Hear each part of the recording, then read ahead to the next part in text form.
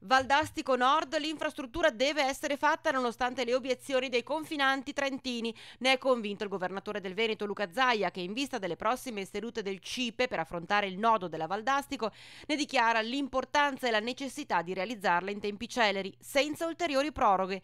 A supporto, dichiara Zaia, lo stesso ministro Lupi, che nell'incontro a Roma si è dimostrato favorevole al completamento dell'arteria. Su Valdastico siamo assolutamente in buona posizione.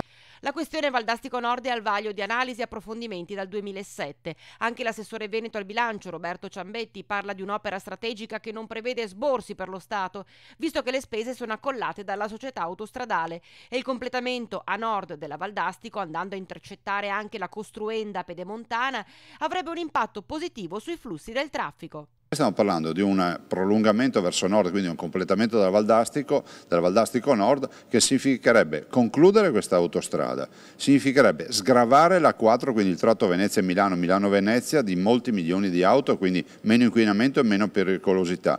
Avremo un nuovo valico, cioè la possibilità sud-nord di avere un nuovo valico che arriva su Brennero, e poi non dimentichiamoci che Valdastico per noi vuol dire provincia di Rovigo, perché poi lì si genera e quindi anche la provincia di Rovigo collegata ad A4 e a Brennero in maniera molto più veloce.